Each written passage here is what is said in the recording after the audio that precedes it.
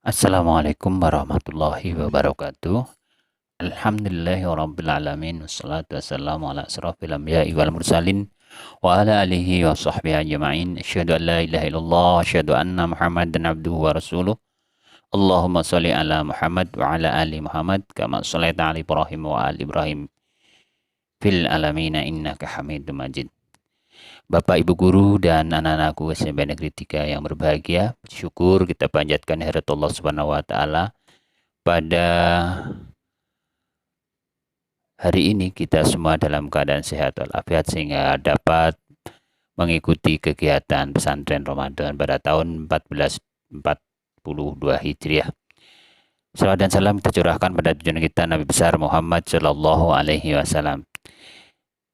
Anakku yang berbahagia, Bapak akan menjelaskan tentang risalah puasa. Puasa itu apa? Puasa itu asyam, adalah menahan diri dari segala hal yang baik berupa makanan, berupa minuman, omongan, gerakan, dan lain sebagainya adalah puasa. Itu adalah makna puasa secara bahasa. Ketika kita maknai puasa itu secara syar'i kayak apa? Seperti tidak jauh dengan arti bahasa, yaitu menahan diri dari segala yang membatalkan puasa, baik makan, minum, dan lain sebagainya, yang disertai niat berpuasa dari terbit fajar hingga terbenam matahari. Itulah pengertian puasa. Apa itu fadilah atau keutamaan puasa? Yang pertama, puasa merupakan salah satu rukun Islam. Yang kedua, bahwa orang yang berpuasa dilipat gandakan pahalanya dan beda dengan ibadah yang lainnya. Yang ketiga adalah orang-orang yang berpuasa memiliki pintu khusus yang dinamakan dengan Babul Royan atau pintu Royan sebagai kehormatan kepada orang-orang yang berpuasa. Yang keempat, puasa merupakan perisai yang menjaga manusia dari dosa, maksiat, dan syahwat. Keutamaan berikutnya adalah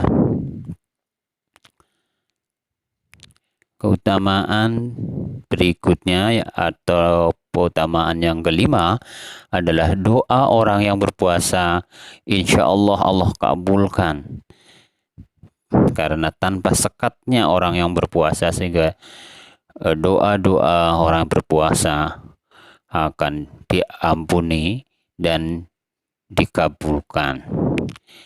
Sebagaimana surat Al-Baqarah ayat 186, wa idza sa'alaka 'ibadi 'anni fa inni qarib ujibu da'watad da'i idza da'an falyastajibu li wal yu'minu bi la'allahum yarshudun. Dan apabila hamba-hambaku bertanya kepadamu tentang aku, maka jawabannya adalah aku dekat. Aku mengabulkan permohonan orang-orang yang berdoa apabila ia memohon kepadaku. Maka hendaklah mereka itu memenuhi segala perintahku dan hendaklah mereka beriman kepadaku agar mereka selalu berada dalam yarshudun, dalam kebenaran. Yang keenam, keutamaannya adalah bahwa puasa merupakan separuh kesabaran. Ya, asyam nisfu sobri, as-sobri nisful iman.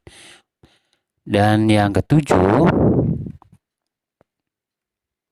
puasa menjauhkan seseorang dari neraka. Dan ke-8, puasa memberi syafaat bagi orang-orang yang melakukan puasa dengan baik.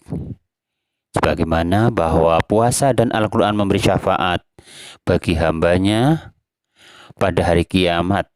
Puasa berkata, wahai Rabbku, aku telah menahan dari makan dan syahwat karenanya, berilah saya izin memberi syafaat.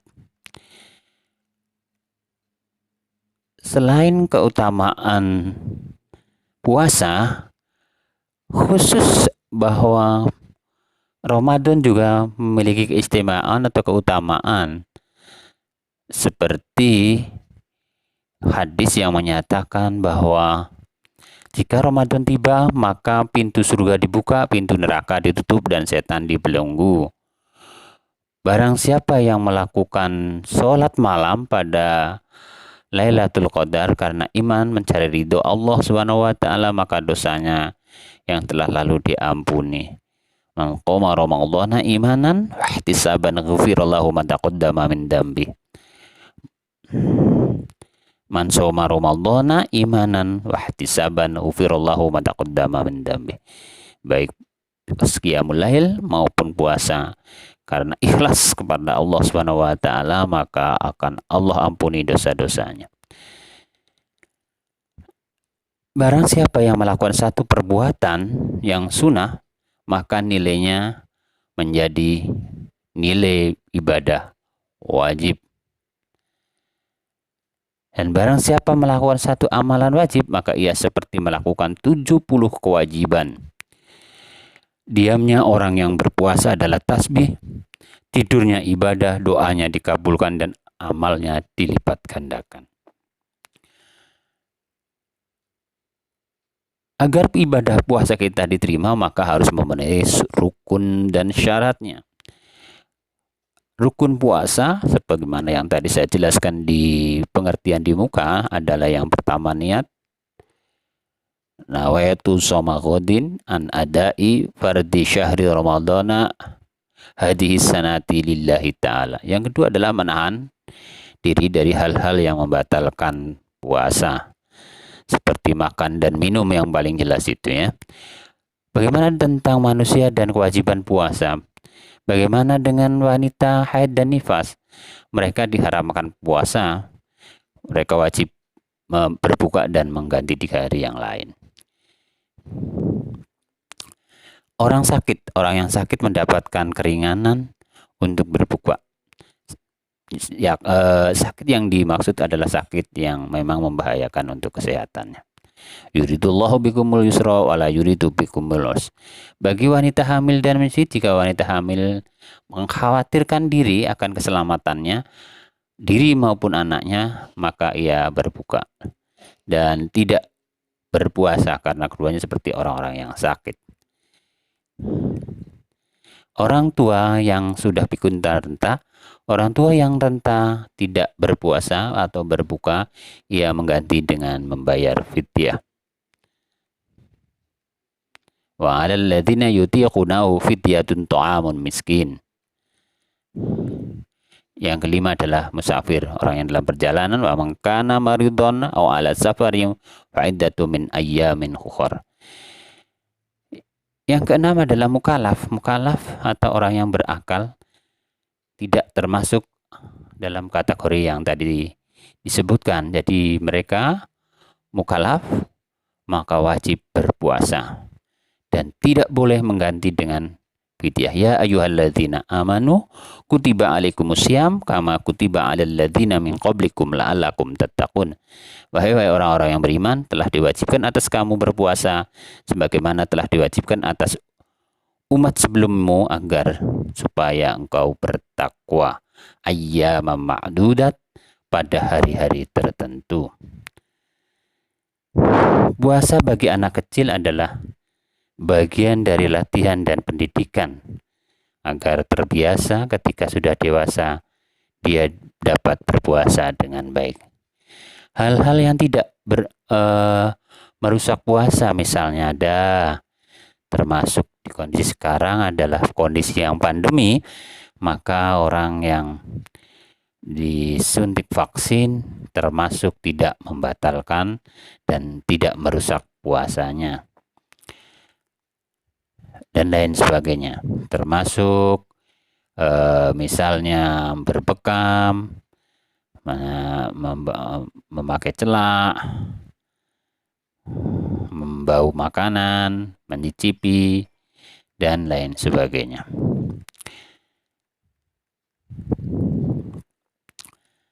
Ada beberapa adab yang harus kita garis bawahi agar puasa kita benar-benar mencapai ibadah yang paripurna. Selama berpuasa hendaklah ia meninggalkan segala bentuk maksiat. Ketika berpuasa Ramadan, kita kita harus menyibukkan dengan ketaatan, zikir, dan tadarus membaca Al-Quran. Tidak sebentar-sebentar tidur atau malah memperbanyak main game. Bersegeralah berbuka dan berdoalah saat berbuka. Allahumma laka sumtu wa bika amantu wa ala rizkika aftartu birahmatika ya arhamar rahimin. Jangan berbuka terlalu kenyang, dan disunahkan mengakhirkan sahur. Dianjurkan memperbanyak sedekah, infak, atau pemberian kepada orang lain, membantu dan lain sebagainya. Dianjurkan untuk takjil, memberi buka kepada orang lain. Pada 10 hari terakhir disunahkan untuk iktikaf di masjid agar memperkuat kita untuk beribadah kepada Allah SWT. Dengan puasa di akhir Ramadan biasanya adalah sangat berat. Anak-anakku yang berbahagia, inilah sedikit tentang risalah puasa secara singkat. Mudah-mudahan ada manfaatnya. Sampai jumpa di tahun depan. Assalamualaikum warahmatullahi wabarakatuh.